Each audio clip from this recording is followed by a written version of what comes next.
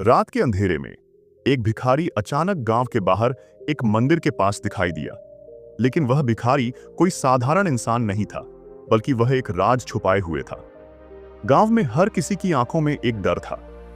लोगों के चेहरों पर चिंता के हल्के निशान थे। कुछ दिन पहले ही गांव के कई लोग अजीब सी परिस्थितियों में गायब हो गए थे। धीरे धीरे लोग यह मानने लगे थे कि इन घटनाओं के पीछे कोई काला जादू हो सकता है, लेकिन कोई भी इसका सही कारण नहीं जानता था। मुझे याद है, मैं एक सुबह अपनी मां के पास बैठा था और तभी मैंने सुना कि गांव के पुराने मंदिर के पास एक भिखारी दिखाई दिया था।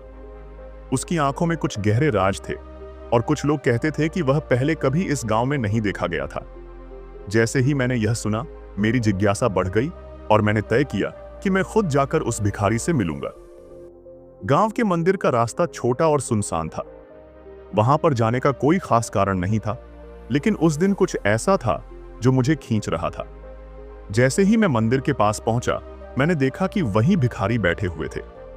उनकी हड्डियां ढीली ढीली सी लग रही थीं और उनका चेहरा पूरी तरह से झुर्रियों से भरा हुआ था। उसकी आंखों में एक अजीब सी गहरी शांति थी जो किसी को भी डरा सकती थी। वह कुछ नहीं बोल रहा था, बस वहीं बैठा था, जैसे वह समय को रोकने की कोशिश कर रहा हो।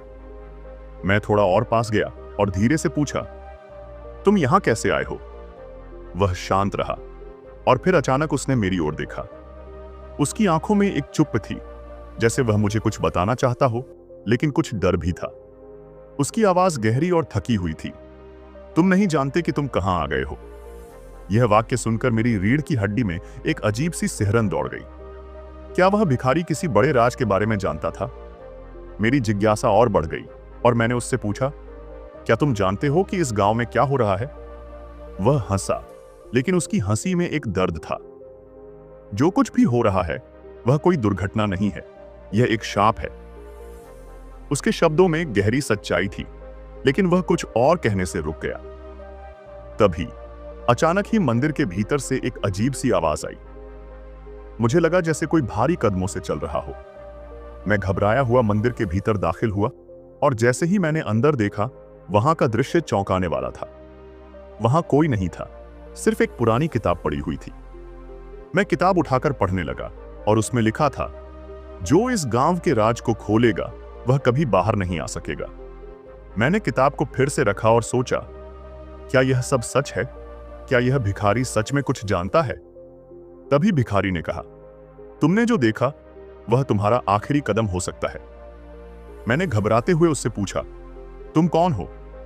वह मुझे घूरते हुए बोला, मैं वह हूं जो इस गांव में सालों से बसा हुआ है, और जो तुम जानने की कोशिश कर रहे हो वह तुम्हें और किसी को नहीं पता।